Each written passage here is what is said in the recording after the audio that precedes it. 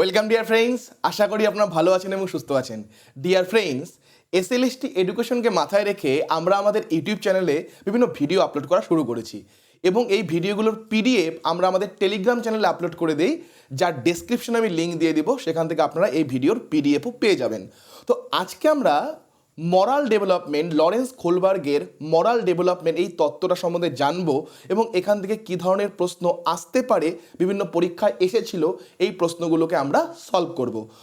এর আগের দিন আমরা গ্রোথ অ্যান্ড ডেভেলপমেন্ট কী সেটা জেনেছি এবং গ্রোথ অ্যান্ড ডেভেলপমেন্ট থেকে প্রশ্ন সলভ করেছি। তো আমি একটা প্লেলিস্ট বানিয়েছি এসএলএসটি এডুকেশন 2026 নামে। সেই প্লেলিস্টে গেলেই এই এসএলএসটি এডুকেশন 2026 নিয়ে যে ভিডিওগুলো আমরা আপলোড করছি সেই ভিডিওগুলো আপনারা পেয়ে যাবেন। তো আজকে সবার আগে বুঝবো যে মরাল ডেভেলপমেন্ট এটা কি, যে মরাল ডেভেলপমেন্ট নৈতিক বিকাশ, মরাল ডেভেলপমেন্ট বা নৈতিক বিকাশ কি, মরাল ডেভেলপমেন্ট বা নৈতিক বিকাশ কি। দেখুন, মরাল ডেভেলপমেন্ট বা নৈতিক বিকাশ বলতে আমরা কি বুঝবো। একটা জিনিস থাকে যে আমরা বলি যে সত্য কথা বলা উচিত কি উচিত না। তো আমরা বলি যে আমরা একটা বাচ্চাকে শেখাই যে সত্য কথা বলা উচিত। ওকে, আমরা বাচ্চাকে শেখাই যে আমাদের কাউকে সাহায্য করা উচিত কি উচিত না, আমরা শিখাই যে সাহায্য করা উচিত। ওকে, বাট ধরুন আপনার বাড়িতে হঠাৎ করে আপনার বন্ধু বা বান্ধবী এসে বলছে যে আমাকে একটু থাকতে দে রে, আমার পিছনে না গুন্ডা পড়েছে, ওরা আমাকে যদি পায় আমাকে মেরে ফেলবে, আমাকে একটু লুকোনোর জায়গা দে। তো আপনি বন্ধু বা বান্ধবীটাকে লুকোনোর জায়গা দিলেন। এই সময় গুন্ডাটা এসে আপনাকে জিজ্ঞাসা করলো, আচ্ছা এইদিকে কি একটা ছেলে বা একটা মেয়েকে আসতে দেখেছিস? তো আপনি তো ছোটবেলায় শিখেছেন যে আমাদের সত্য কথা বলা উচিত, আপনি শিখেছেন মানুষকে হেল্প করা উচিত। তাহলে এখন যদি আপনি বলেন যে সত্যি কথা আমি স্যার বলবো যে হ্যাঁ দেখেছি, তাহলে কোথাও না কোথাও কিন্তু আপনি মরালি কিন্তু রং হলেন। অর্থাৎ মরালিটি আমরা বলতে পারি যে আমাদের মূল্যবোধ কি, আমাদের ভ্যালুস কি, তার উপর ভিত্তি করে আমরা ঠিক করি যে কোন কাজটা ঠিক এবং কোন কাজটা ভুল। যেমন একটা চোর যখন চুরি করতে যায়, ও মনে করে যে ওটাই ঠিক, বাট আমরা যারা অনেকেই আছি, আমরা যতটাই খারাপ সিচুয়েশনের মধ্য দিয়ে যাই না কেন, আমরা হয়তো কোনোদিন অন্যের জিনিসকে হাতে নেব না বা অন্যের জিনিসকে চুরি করতে যাব না। তারপরে আমাদের মূল্যবোধটা কিন্তু ওইভাবে তৈরি। তাহলে আমাদের মূল্যবোধটা যেভাবে তৈরি হচ্ছে, আমাদের ভ্যালুস যেভাবে তৈরি হচ্ছে, তার উপর ভিত্তি করে আমরা ঠিক করি যে কোন কাজটা করা ঠিক, কোন কাজটা করা ভুল। তাহলে এটাই হচ্ছে কি মরালিটি বা নৈতিকতা। তাহলে কি লেখা আছে, choosing between what is right and wrong or good or bad in terms of values. Values হচ্ছে আমাদের মূল্যবোধ, আমাদের মূল্যবোধের উপর ভিত্তি করে আমরা ঠিক করি কোনটা ঠিক, কোনটা ভুল, বা কোনটা ভালো, কোনটা মন্দ। ওকে, তাহলে এই যে থিওরিটা মরাল ডেভেলপমেন্ট, এই থিওরিটা দিয়েছেন হচ্ছে লরেন্স খোলবার্গ। বাট এই থিওরিটা নিয়ে প্রথমে কাজ শুরু করেছিলেন পিয়াজে, বাট তিনি থিওরি দেননি। পরবর্তীতে তার পিয়াজে তার কাজটাকে যতটুকু করেছিল, করার পর তিনি কগনিটিভ ফিল্ডে চলে যায় এবং তার কাজটাকেই পরবর্তীতে এগিয়ে নিয়ে যায় হচ্ছে লরেন্স খোলবার্গ, এবং পরবর্তীতে লরেন্স খোলবার্গ একটা থিওরি দেয়, যেই থিওরিটাকেই আমরা মরাল ডেভেলপমেন্টের থিওরি নামে জানি।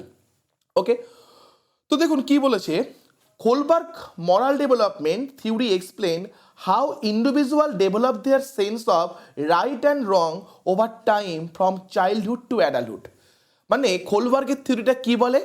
খোলবার্গের থিওরি বলে যে একটা মানুষ চাইল্ডহুড থেকে অ্যাডাল্টহুডে বিভিন্ন সময়ের মধ্য দিয়ে কিভাবে সে ঠিক করতে থাকে যে কোনটা ঠিক কোনটা ভুল।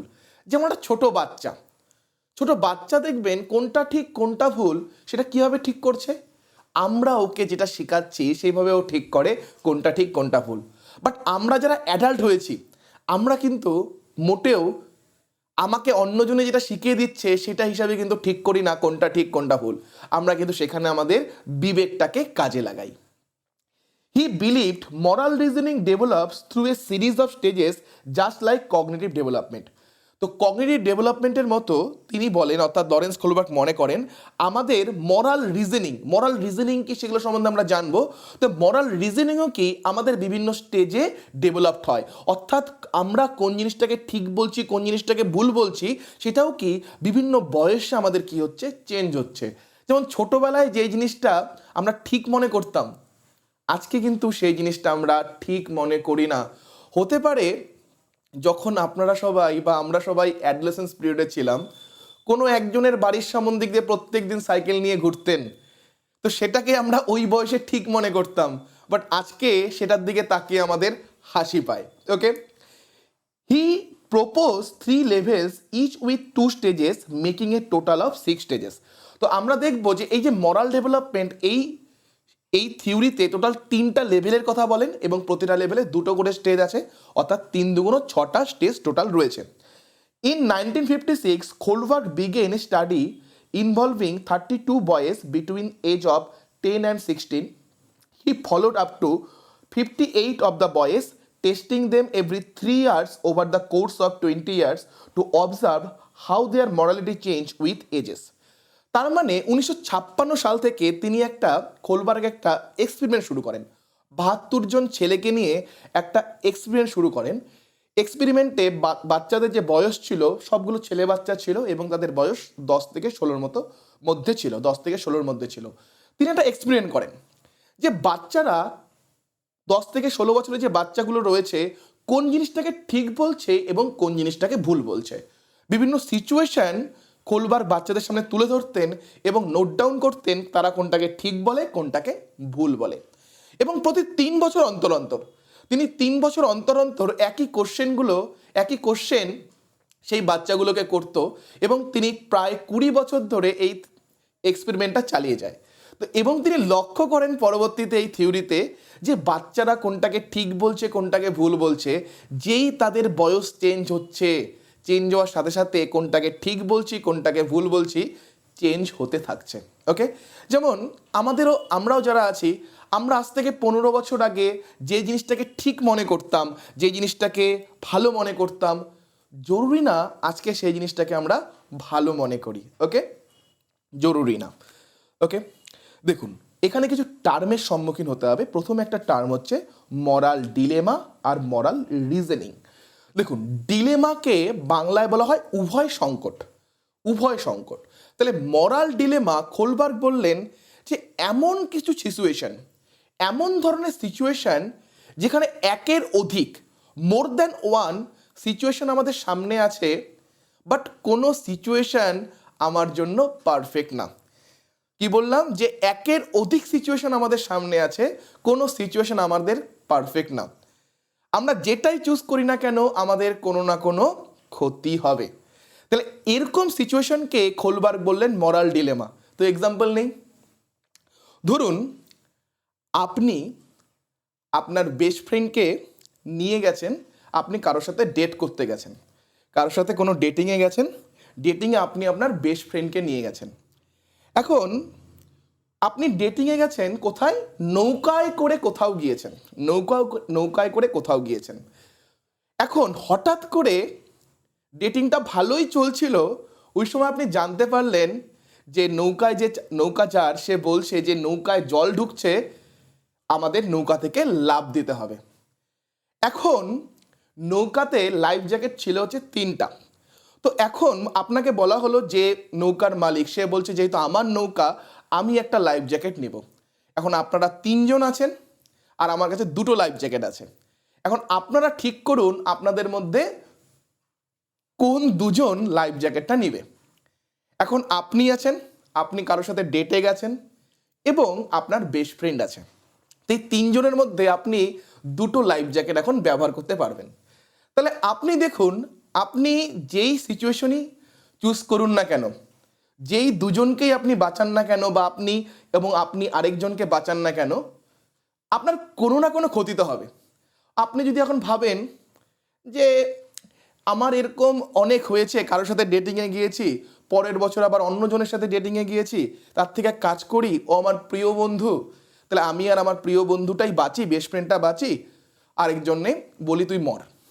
বা আপনি এরকমও ভাবতে পারেন যে আপনার বেস্ট ফ্রেন্ড আপনার অনেক রাজ জানে, সব থেকে ভালো আপনি এবং যার সাথে ডেটে গিয়েছেন আপনি বুঝে গেছেন সে আপনার সোলমেট, আমরা দুজন বাঁচি, আপনি ভাবছেন আপনার বন্ধুই মরুক।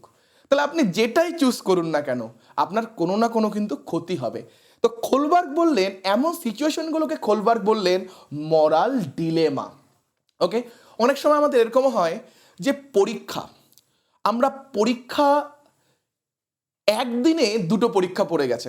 অনেকে বিএড করছেন, দেখা যাচ্ছে বিএডের পরীক্ষার দিন স্যার নেট পরীক্ষা পড়ে গেছে, বা স্যার আমি বিএড পরীক্ষা দিচ্ছিলাম সেই দিন আবার সিটেট পরীক্ষা পড়েছে।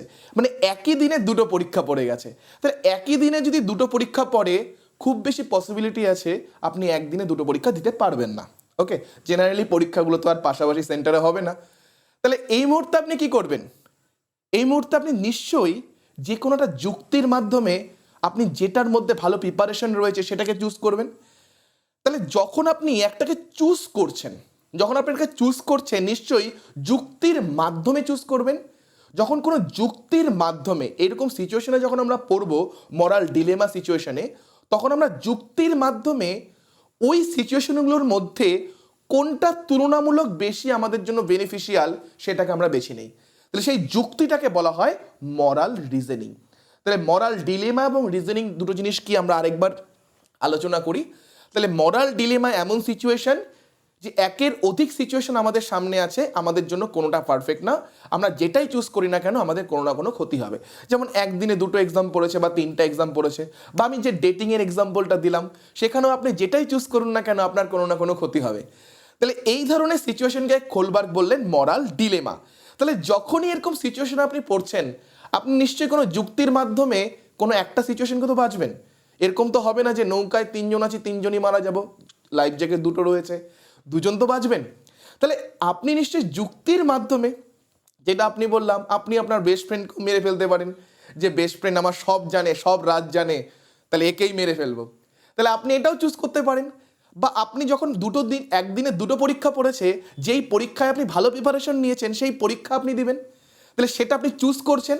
তাহলে যে যুক্তির মাধ্যমে আপনি চুজ করছেন সেই যুক্তিটাকে বলবো মরাল রিজনিং। ওকে, তো হেইন্স নামে এক ব্যক্তি, তার একটা ডিলেমা ছিল, সেও এরকম একটা উভয় সংকটে পড়েছিল।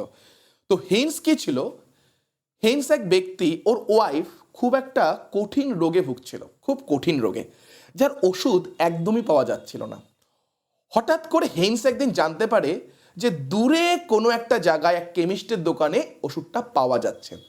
তো ওই সময় হেইন্স ওর কাছে যা টাকা পয়সা ছিল তা নিয়ে গিয়ে ওষুধের দোকানে যায় এবং কেমিস্টকে বলে ওষুধটা দিতে। বাট যখন হেইন্স ওষুধটা কিনতে যাচ্ছে হেইন্স দেখতে পায় যে ওষুধের দাম সে যে টাকা নিয়ে এসেছে তার থেকে অনেক বেশি। তো সে কেমিস্টকে অনেক রিকোয়েস্ট করে যে আমাকে ওষুধটা দিন, আমার ওয়াইফের এরকম অবস্থা, আমি কালকে এসে পুরো টাকা দিয়ে যাব। বাট কেমিস্ট বলে না, পুরো টাকা দিলে তাহলেই আমি ওষুধ দিব, না হলে দিব না। তো এখন হেন্সের কাছে একটা ডিলেমা যে কি করব, বাড়ি চলে যাব, বাড়ি চলে গেলে পসিবিলিটি আছে বউ মারা যাবে, নাকি দোকান বন্ধ হওয়ার জন্য ওয়েট করব, দোকান যখন বন্ধ হবে তখন আমি চুরি করব। তাহলে যেটাই হেন্স চুজ করুক না কেন হেন্সের কিছু না কিছু ক্ষতি হবে, কোনোটাই পারফেক্ট সিচুয়েশন না। তো এটা ছিল কি হেইন্সের ডিলেমা। এরকম অনেক ডিলেমা হতে পারে। একজন ডাক্তারের কাছে ডিলেমা হয়, একটা রোগী খুব কষ্টে ভুগছে, খুবই কষ্টে, জানা যাচ্ছে যে ও মারা যাবে রোগীটা, ওকে বাঁচানোর কোনো উপায় নেই। তাহলে ওই রোগীটাকে কি মেরে ফেলা হবে নাকি বাঁচিয়ে রাখা হবে? তো এটাও কি একজন ডাক্তারের জন্য ডিলেমা সিচুয়েশন। ওকে ওকে তো এই যে থিওরিটা দিলেন খোলবার কি করলেন, এই ধরনের ডিলেমা সিচুয়েশন বাচ্চাদের সামনে তুলে ধরতেন এবং তিনি নোট ডাউন করতেন যে বাচ্চারা কোন জিনিসটাকে ঠিক বলছে কোন জিনিসটাকে ভুল বলছে। তো দেখা গেল যে কোন জিনিসটাকে ঠিক বলছে কোন জিনিসটাকে ভুল বলছে সেটা বয়সের সাথে সাথে সময়ের সাথে সাথে চেঞ্জ হচ্ছে। তো এটার উপর ভিত্তি করে খোলবার তিনটা লেভেল দিলেন। একটা লেভেল, প্রথম লেভেল হচ্ছে প্রি কনভেনশনাল। আপনার কনভেনশনাল নামটা মনে রাখবেন, একটা যে প্রি কনভেনশনাল, সেকেন্ড লেভেল হচ্ছে কনভেনশনাল কনভেনশনাল আর লাস্ট থার্ড লেভেল হচ্ছে পোস্ট কনভেনশনাল। কনভেনশনাল। তো আপনারা কনভেনশনাল নামটা যদি শুধু মনে রাখেন তাহলেই আপনাদের হয়ে যাবে একটা প্রি একটা পোস্ট, এবং প্রত্যেকটা লেভেলে দুটো করে স্টেজেস রয়েছে। ওকে, তো প্রি কনভেনশনাল লেভেল এটা বলতে পারেন মোটামুটি আমাদের pre adolescence period. Pre adolescence পিরিয়ডে এটা আমরা দেখতে পাই। তো এটা মোটামুটি তিনি বলেছেন যে 9 বছর পর্যন্ত বা প্রি অ্যাডোলেসেন্স, যেটা আমি বললাম যে এই সময় বাচ্চাদের মধ্যে এই ডেভেলপমেন্ট হয়, প্রি কনভেনশনাল। তো এই লেভেলে দুটো স্টেজ রয়েছে, একটা হচ্ছে stage 1 punishment obedience and punishment বা পানিশমেন্ট অ্যান্ড অবিডিয়েন্স ওরিয়েন্টেশন। তাহলে প্রথম লেভেল কি অবিডিয়েন্স অ্যান্ড পানিশমেন্ট বা পানিশমেন্ট অ্যান্ড অবিডিয়েন্স। এটা কি, যে একটা বাচ্চা সে কিভাবে ঠিক করবে কোনটা ঠিক কোনটা ভুল।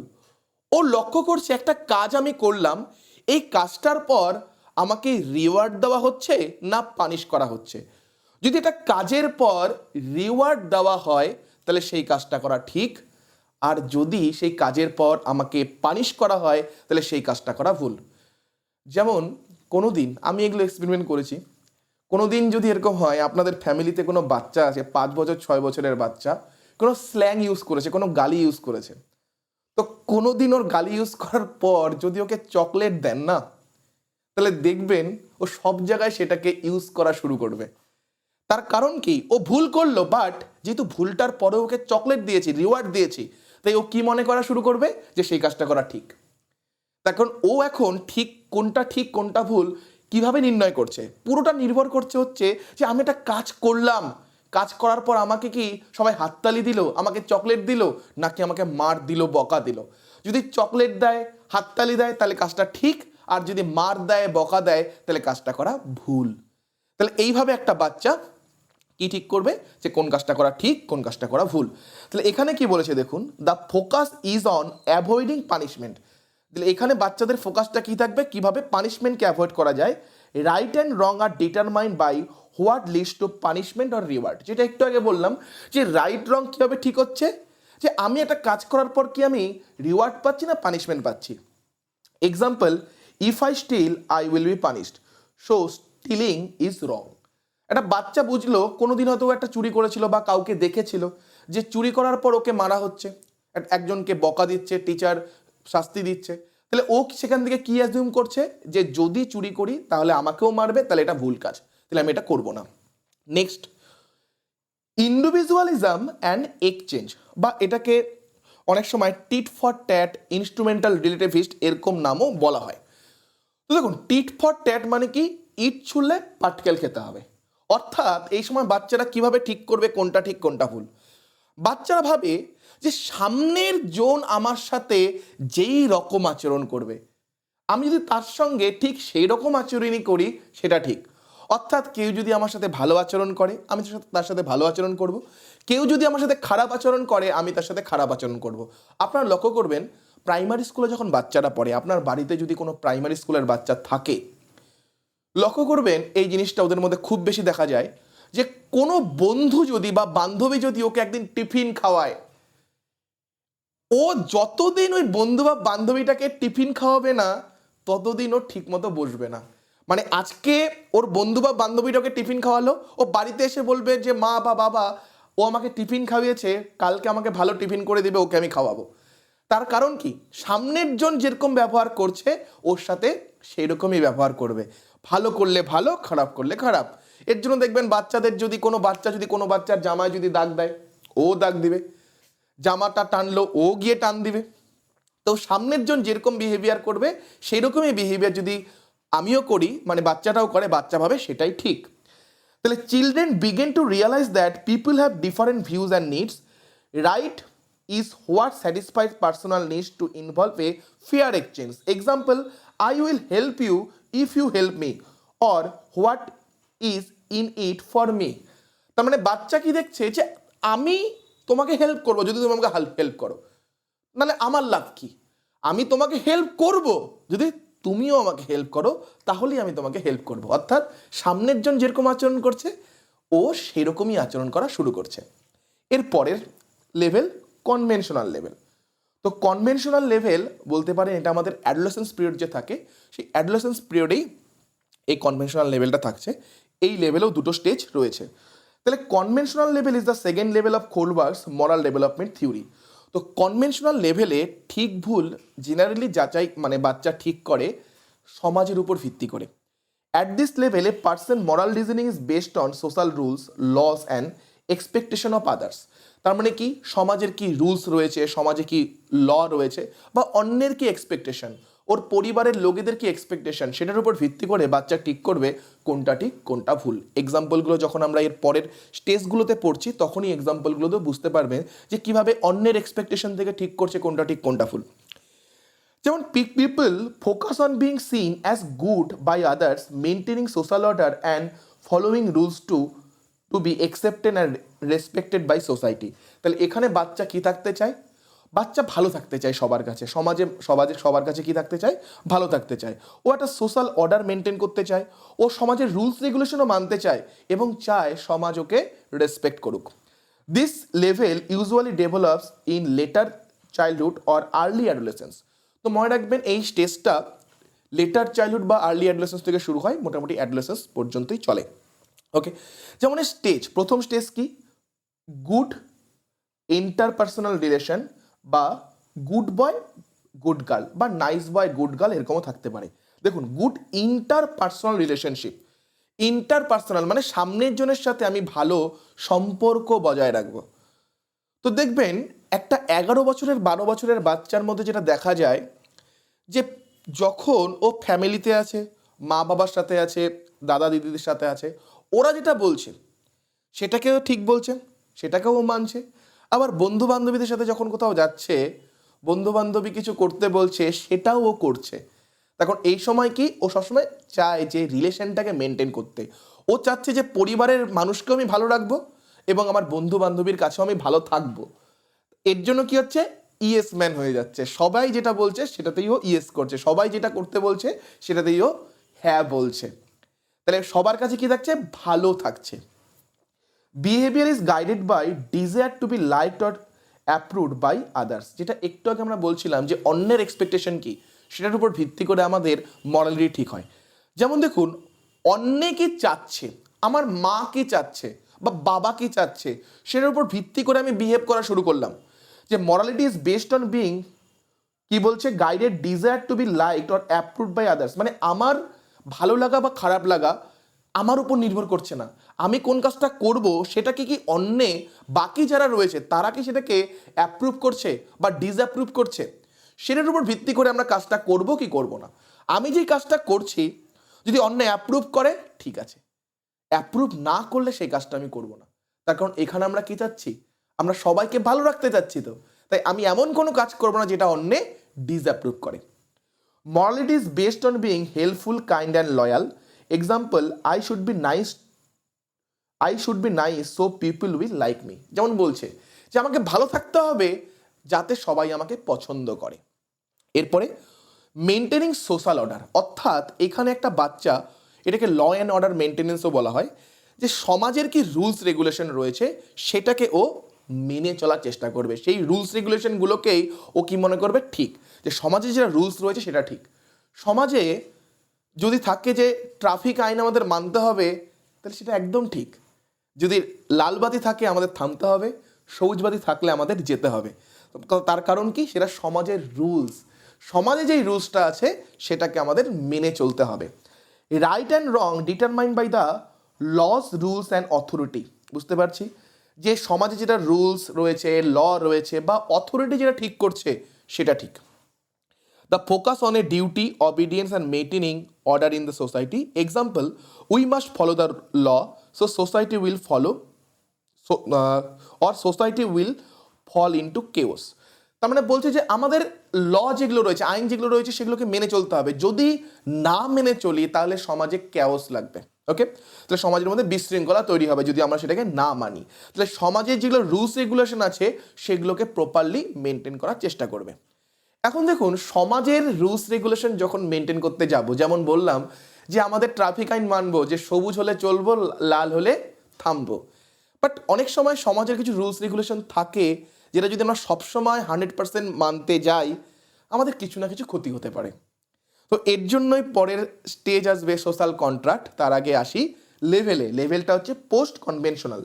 এটাকে বলতে পারেন যে আমাদের লেটার অ্যাডোলেসেন্স পিরিয়ড যখন থাকছে, যে অ্যাডোলেসেন্স পিরিয়ডের শেষের দিকে বা আর্লি অ্যাডাল্টহুডের দিকে যখন আমরা যাচ্ছি, তখন এই লেভেলটা আমাদের আসছে। ওকে, তো এখানে আমরা যে জিনিসগুলো দেখব সেগুলো কি, the post conventional level is the highest level of moral development in Holbrook theory. At this stage, individuals move beyond personal and societal rules and rely on abstract principles like justice, human rights, and universal ethics.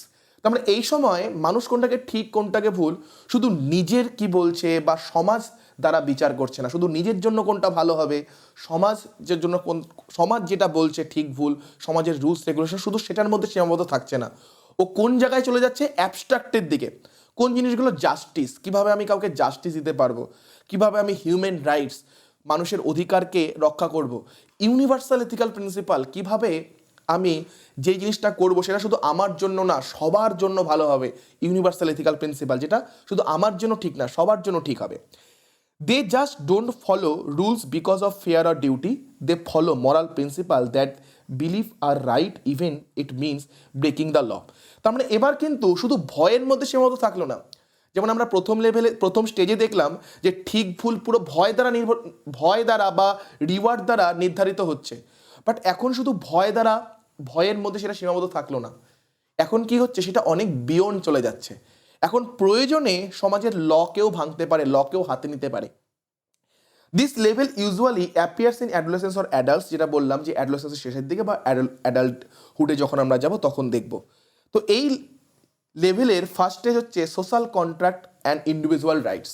তাহলে এই সময় একটা বাচ্চা এর আগের স্টেজে কি ছিল, সমাজের রুলস রেগুলেশনগুলোকে মেনে চলছিল, বাট ও দেখলো যে সমাজের রুলস রেগুলেশনগুলো যদি আমি সবসময় মানি আমার তো ক্ষতি হতে পারে। যেমন রেড লাইট থাকলে আমাকে থামতে হবে, গ্রিন লাইট থাকলে আমাকে যেতে হবে, ঠিক আছে, বাট কোনোদিন যদি আমি অ্যাম্বুলেন্সে করে যাই, আমি অ্যাম্বুলেন্সে আমার মাকে বা বাবাকে নিয়ে যাচ্ছি, সেই সময় আমার সামনে রেড লাইট পড়লো, সেই সময় যদি আমি বলি আমাকে এখন মানতে হবে, তাহলে এই রুলসটা তখন তো আমার ক্ষতি করবে। তাই বলা হলো যে আমি সমাজকে বললাম যে সমাজ আমি তোমার কথা মানবো, বাট বিনিময়ে তুমি আমার কোনো ক্ষতি করতে পারবে না, বাট যদি তুমি আমার কোনো ক্ষতি করো সেই সময় আমি তোমার রুলস রেগুলেশন ভাঙবো। এর জন্য এই স্টেজটাকে বলা হচ্ছে কি সোশ্যাল কন্ট্রাক্ট। সমাজের সাথে কন্ট্রাক্ট আছে, কি কন্ট্রাক্ট, আমি তোমার রুলস রেগুলেশন মানবো, বাট তুমি আমার কোনো ক্ষতি করতে পারবে না, বাট যদি কখনো ক্ষতি করো তখন তোমার আমি রুলস রেগুলেশনকে ব্রেক করবো। এই জন্যই নামটা হচ্ছে social contract. People realize that laws are important but not absolute. People কি ভাবছে, লস ইম্পর্টেন্ট, আইন ইম্পর্টেন্ট, বাট এটা আমি বলতে পারি না যে অপরিবর্তনশীল, এটা পরিবর্তন হতে পারে না। প্রয়োজনে, মানুষের প্রয়োজনে ল পরিবর্তন হতে পারে, আইনও পরিবর্তন হতে পারে। ল শুড প্রোটেক্ট হিউম্যান রাইটস। ল আমাদের হিউম্যান রাইটস, আমাদের মানুষের যে অধিকার সেটাকে প্রোটেক্ট করবে। If a law is unfair it can be change through democratic means. তাহলে ডেমোক্রেটিক ওয়েতে যদি কোনো আইন এরকম থাকে যেটা আমাদের জন্য ক্ষতিকারক, আমাদের ক্ষতি করবে, তাহলে সেই লটাকে চেঞ্জ করা পসিবল বা চেঞ্জ করতে হবে। এক্সাম্পল কি, the law should serve the people, if the law hurts people rights it should be challenged. তাহলে যেমন বলা হলো যে ল হচ্ছে কি হবে, মানুষকে সার্ভ করছে, ল হচ্ছে মানুষের জন্য, বাট যদি সেটা দেখা যাচ্ছে মানুষকে হার্ট করছে, মানুষের ক্ষতি করছে, তাহলে সেটাকে চ্যালেঞ্জ করতে হবে, সেটাকে চেঞ্জ করতে হবে। লাস্ট স্টেজ এই লেভেলের ইউনিভার্সাল এথিক্যাল প্রিন্সিপাল, সর্বোপরি রয়েছে ইউনিভার্সাল এথিক্যাল প্রিন্সিপাল। এবার ঠিক ভুল শুধু আমার জন্য কোনটা ভালো, আমি সমাজে আমার অধিকারটা থাকছে কিনা, শুধু তার মধ্যে সীমাবদ্ধ থাকবে না। এবার আমি ভাবছি যে পুরো সমাজের জন্য বা পুরো ইউনিভার্সের জন্য কোনটা ভালো, প্রয়োজনে আমি আমার ক্ষতিও করতে পারি। যেমন অনেক সময় এই মানুষরা যারা ইউনিভার্সাল এথিক্যাল প্রিন্সিপালে পৌঁছবে তাদের মধ্যে জিনিসটা দেখা যায় যে সমাজের ভালো করার জন্য বা একটা বিশাল ব্যক্তিবর্গের ভালো করার জন্য, একটা সমাজের একটা বড় অংশের ভালো করার জন্য অনেক সময় তারা আইনকে হাতে তুলে নেয় বা অনেক সময় নিজেরও ক্ষতি করে ফেলে।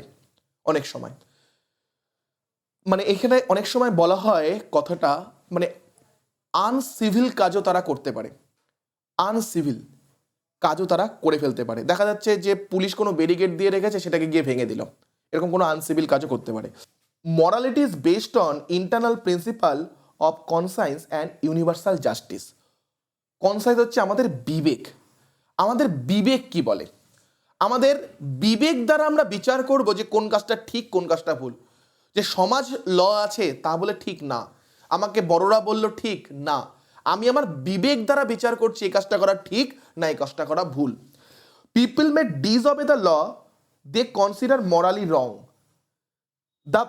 দে value truth, equality and justice even it involves personal risk. যেটা আমি একটু আগেও বললাম যে এই সময় আমরা লকে ডিসঅবে করব যদি সেটা মরালি রং হয়। আমার ক্ষেত্রে যদি সেটা রং হয় তাহলে সেটাকে আমরা ডিসঅবে করব সেই লকে।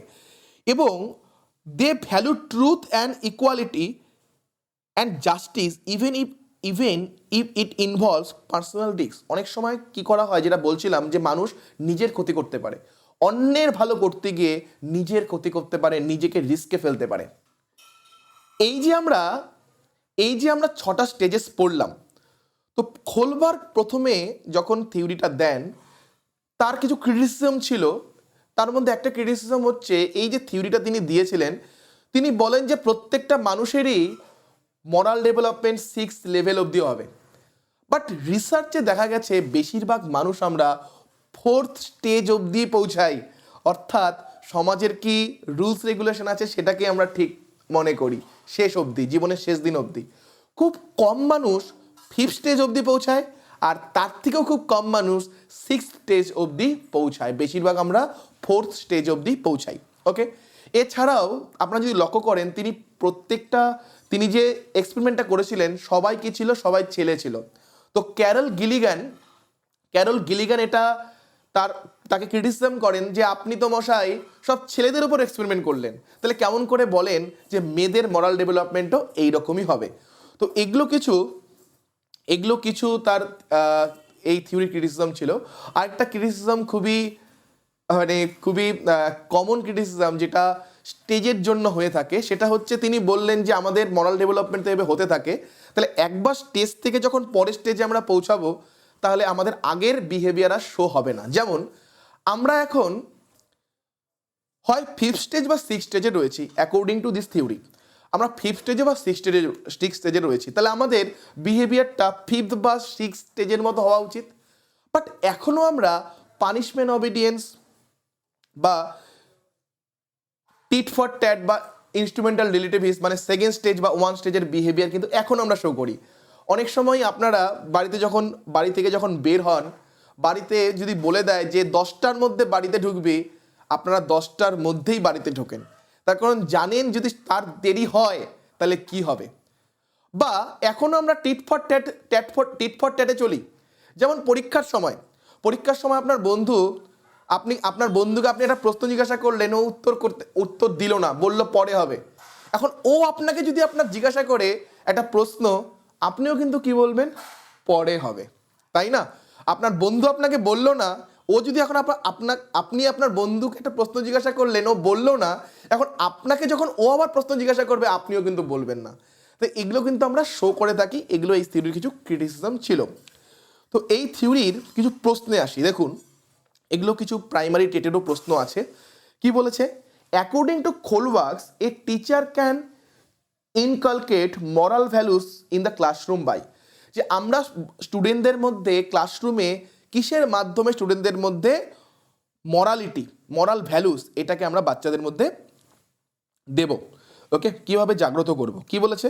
Giving importance two religious teaching, asking student to read psychology books, introducing clear and strict rules for behaviour modification, discussing moral issues.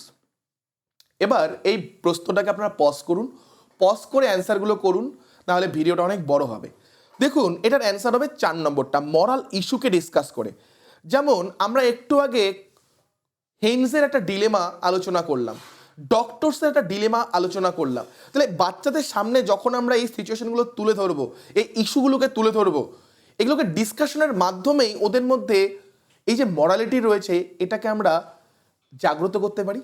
ওকে, কোনটা ঠিক বলছে কোনটা ভুল বলছে, কেন ঠিক কেন ভুল, কখন ঠিক কখন ভুল, এগুলোর মাধ্যমে আমরা ওদের মধ্যে জাগ্রত করতে পারি। Next question, According to Kolvart, in which stage of moral development does an individual work to please his or her family members and neighbor? তাহলে কোন স্টেজে আমরা অন্যকে খুশি করতে চাই? অন্যকে বলতে ফ্যামিলি মেম্বার বা নেইবার, আশেপাশের প্রতিবেশীকে আমরা খুশি করতে চাই। তাহলে এটা আমরা দেখলাম 3 নম্বর স্টেজ ছিল নাইস বয় গুড গার্ল। আমরা রিলেশনটাকে মেনটেন করতে চাই, interpersonal relationship, good boy nice girl stage. এরপরের, according to Kohlberg the level of moral development in which an individual জাজ morality in terms of abstract principle. Already আমরা পড়লাম, প্রথমে হচ্ছে অন্যের দ্বারা নির্ধারিত হচ্ছে প্রি কনভেনশনালে, কনভেনশনালে সমাজ দ্বারা, পোস্ট কনভেনশনালে অ্যাবস্ট্রাক্ট প্রিন্সিপাল, যেগুলো হচ্ছে জাস্টিস, ইকুয়ালিটি, সেগুলো দ্বারা হচ্ছে। তাহলে এটা কোনটা হবে? Post conventional.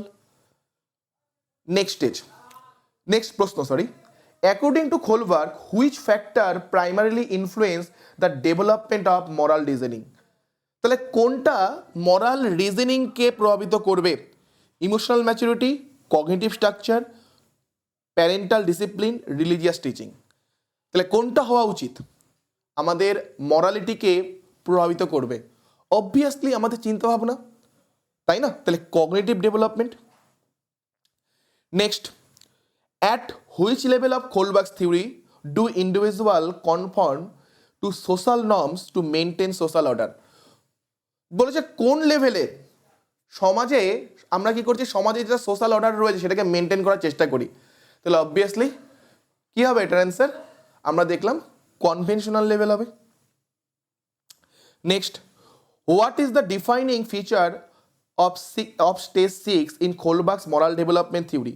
খোলবার্গের মরাল ডেভেলপমেন্টের যে থিওরি রয়েছে তার 6 স্টেজ মানে 6 নম্বর স্টেজের কোনটা ডিফাইনিং ফিচার, কোন ফিচার্সটা একদমই তাকে আলাদা করেছে? ডিফাইনিং মূল বৈশিষ্ট্য, obedience to avoid punishment, mutual interpersonal expectations, universal ethical principles, law and order orientation. তো আমরা জানি 6 নম্বর স্টেজ হচ্ছে ইউনিভার্সাল এথিক্যাল প্রিন্সিপাল, যেখানে আমরা জাস্টিস, ইকুয়ালিটি এগুলোর জন্য লড়বো। Okay, which stage best presents the idea I would not steal the drug because it is against law? আমি পার্টিকুলার কি ওষুধটা চুরি করব না, কারণ এটা আমার লয়ের বাইরে, তাই না? এটা আমার লয়ের এগেনস্টে যাচ্ছে, তার কারণ এটা আমার আইন বিরুদ্ধ। তাহলে আইন মানছি, তাহলে আইন মানা কোন স্টেজ হবে? আইন মানা তো আমরা একটু আগে দেখেছি 4 নম্বর স্টেজে কি হচ্ছে, ল অ্যান্ড অর্ডারকে আমরা মেনটেন করি। Stage 4 law and order. Next দেখুন 3টা স্টেটমেন্ট রয়েছে। Moral development refers to the development of values, ethics and sense of justice. তো 3টা স্টেটমেন্টের মধ্যে কোনগুলো ঠিক বলতে হবে? যে moral development, values, ethics, justice এগুলো হচ্ছে ডেভেলপড হওয়া, ঠিক আছে। Moral development is influence only by heredity. আচ্ছা, মরাল ডেভেলপমেন্ট কি আমাদের হেরিডিটি দ্বারা প্রভাবিত হবে না এনভায়রনমেন্ট দ্বারা হবে? হেরিডিটি দ্বারা, বংশ পরক্রমায় কি মরাল ডেভেলপমেন্ট হতে পারে? না, মরাল ডেভেলপমেন্ট হবে এনভায়রনমেন্টের দ্বারা। তো হেরিডিটি হবে না, 2 নম্বর আউট, মানে দুটো অপশন আউট। 3 নম্বরটা কি বলেছে? Family, school and society play important role in moral development. Moral development আমাদের ফ্যামিলি, স্কুল, সোসাইটি গুরুত্বপূর্ণ ভূমিকা নেয় অবভিয়াসলি।